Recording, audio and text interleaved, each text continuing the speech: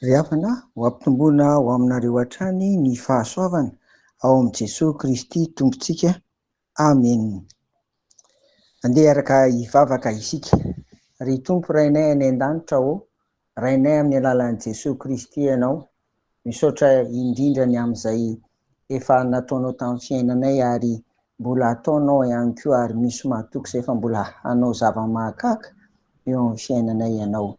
Dia ampianaro azy izay ahay hiankina aminao, ahay hitoky aminao, ary ahay hino anao Tompo, mba azahoanay tokoa miaina ny fiadanana omenao ry Jesosy Kristy Tompo. Dia amin'ny anaranao irery no anaovanay izany vavaka izany. Amen. Anio ry havana dia hijery ny mikasika ny fiandrian'Andriamanitra isika, izay hita ao amin'ny anarany izany. Rehefa ren'Andriamanitra ny fitarainany vahoaka ny tany Egipta izany, dia nifidy an'i Mosesy izy mba handeha hanafaka ny vahoakany. Dia niadivatro Mosesy hoe izaho tsy handefa, izaho tsy mahay miteny, izaho tsy handefa, irao izay irahanao sy ny sisa. Dia farany izy niadivatro hoe mba izy ary izany aloha te anaranao ty mba ahafahako miteny amin'ny vahoaka hoe ianao tokoa ary no maniraka ahy. Dia hitantsika ny valitenin'Andriamanitra ao amin'ny Exodosy 3, ny 1:4-10, vaky toy izao amin'ny anaran'i Jesosy. Ary hoy Andriamanitra tamin'i Mosesy, izao izay izy hatr'izay ka ho mandrakizay.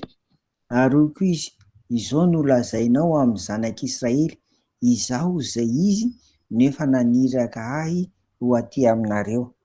Amen. Izay zany nampahafantarin'Andriamanitra any Mosesy ny anarany. Io zany le hoe izaho izay izy hatr'izay ka ho mandrakizay. Raha jerena io amin'ny teny Hebreo dia ahitana ny matoan-teny hoe izao, na koa hoe fisiany, izay ngambany. Fa raha ohatra zany ngambany mahatsotsotra azy dia ny teny français hoe être zany. Izany hoe ilay anaran'Andriamanitra eto, isika moa dia nanao azy hoe Jehovah na koa hoe Yahweh ny tena manakaiky ny marina zany, dia IHWH. Dia izao raha raisina mba tsy hampahasarotra azy, raha raisina zany anaran'Andriamanitra dia io, izy ilay misy, izy ilay misy, ary izy ilay hisy. Izany hoe efa nisy izy taloha, dia misy ankehitriny, ary mbola hisy izy. Raha kapoka izay rehetra izay dia izay le ataoko hoe mandrakizay. Dia izay no mahatonga antsika rehefa mahita ilay baiboly ankehitriny zany, dia matetika tsy hitantsika intsony izany hoe Yahvé na Jehovah izany, fa indrindra amin'ny version française zany, fa l'Éternel no hitantsika eo, Éternel. Milaza an'ilay mandrakizay, milaza an'ilay fisian'Andriamanitra, milaza an'ilay hoe tsy mety maty izy izany. Koa raha hiresaka ny fiandrianan'Andriamanitra isika, dia efa ny anarany mihitsy, ilay maha izy azy mihitsy, nefa manana izany fiandrianana izany koa. Ary dia hitantsika fa tanteraka izany, tanteraka koa izany tao amin'ny Jesosy Kristy, satria ny soratra masin'Iray manontolo na ny faharinana zany, Genesis 1, na ny janona filazantsara 1 dia milaza ihany koa fa Jesosy Kristy dia efa nisy, dia misy, ary ankehitriny misy izao dia eo ankavanany iray, ary mbola ho avy ambonina indray ity Jesosy Kristy ity.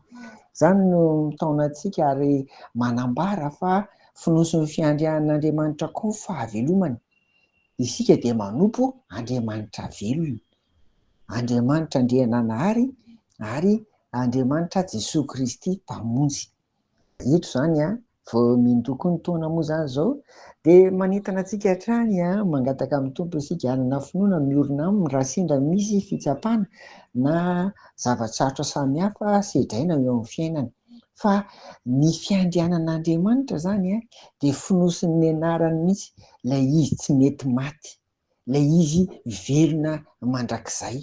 Izay ilay Andriamanitra ivavahantsika, ary sambatritsika ny amin'izany ry havana koa, izany dia mitaona antsika mandrakariva mba hanolo tena ho azy hatrany. ary tsy ampirafy azy amin'ny zavatra hafa eto ambonin'ny tany zay mandalo, na vola aman-kareny io, na fahaizana mampahalalana io, na inona alaharo daholo ny lisitra eto amin'ity tany ity, fa tsisy zavatra maharitra eto zany, fa le Andriamanitra ivavahantsika no maharitra zany ao anatin'ny fiandrianany zany, velona mandrakizay izy, tsy mety maty izy.